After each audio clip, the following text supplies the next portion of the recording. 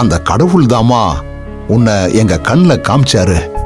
அன்னையிலிருந்து நீதான் எங்க வீட்டு மருமகன்னு அசைக்க முடியாத நம்பிக்கையில் இருந்த. அது இன்னைக்கு நடந்துருச்சு பாத்தியா? தவம் இருக்கல, வரம் கேட்கல, ஆனா அந்த சாமி தட்டுல வச்சு தூக்கி எங்க கையில கொடுத்திருக்கான். வேண்டாம கிடைச்ச வரமா நீ. உன்னை எங்க வீட்டு பூஜை அறையில வச்சு பாத்துக்கணும். நீ சம்மதம்னு சொல்லியிருக்க, உங்க அம்மாவுக்கு பிடிச்சிருக்கு. இதெல்லாம் கேட்ட உடனே எனக்கு எவ்வளவு சந்தோஷமா இருக்கு தெரியுமா? உங்க அப்பா தான் பிரச்சனைன்னு சரவணன் சொன்னான். அத பத்தி நீ கவலைப்படாத. அவரு கையில காலில் விழுந்தாவது நான் சம்மதம் வாங்குறேன். எல்லாரோட ஆசீர்வாதத்தோட நிறைவா எங்க வீட்டு மருமகளா நீ வரணும்.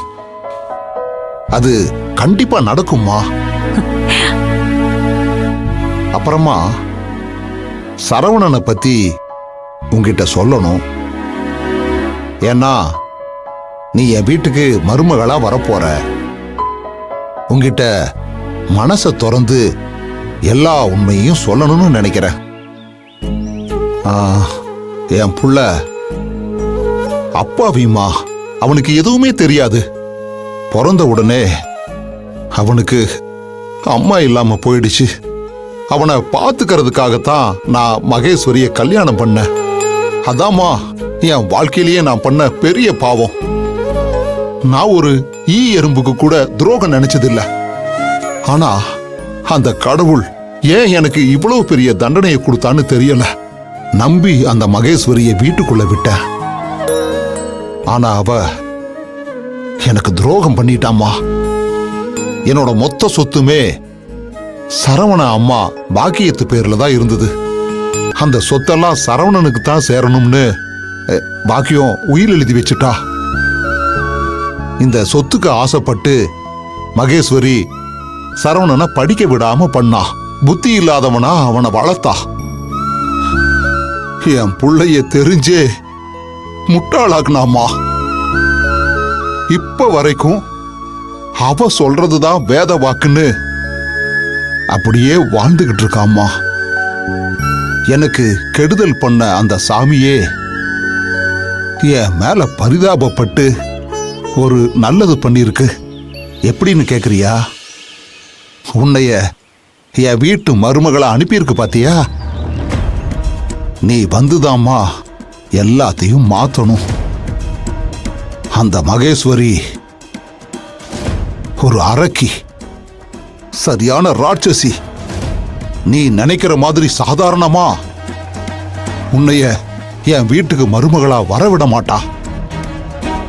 ஏன்னா நீ புத்திசாலியா இருக்க, நல்லவளா இருக்க. அதெல்லாம் அவளுக்கு ஆகவே ஆகாதுமா. எட்டிக்காயா நினைப்பா.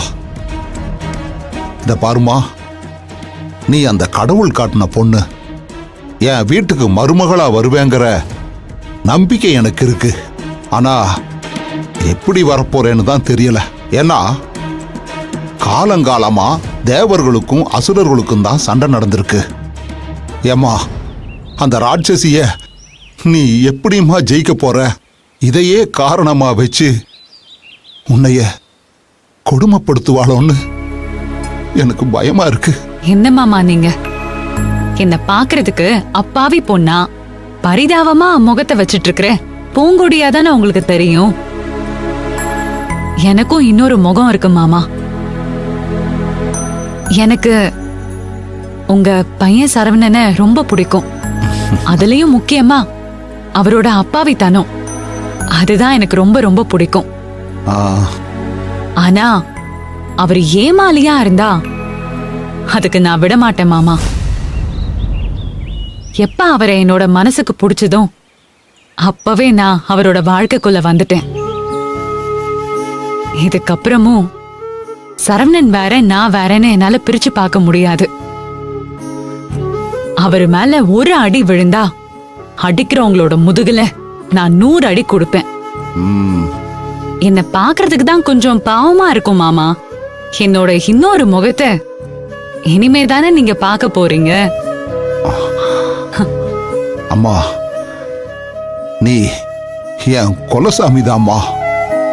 உன் உருவத்துல சாமி என் வீட்டுக்குள்ள வரப்போகுது. அது போதும்மா, எனக்கு அது போதும். மாமா, நான் மருமகளா உங்க வீட்டுக்குள்ள வரல, மகளா தான் வரப்போறேன். அத்தைய நினைச்சு நீங்க கவலைப்படாதீங்க. அவங்கள உங்களோட பொண்டாட்டியா நம்ம வீட்டுக்கு ஒரு நல்ல அம்மாவா நான் மாத்தி காட்டுறேன்.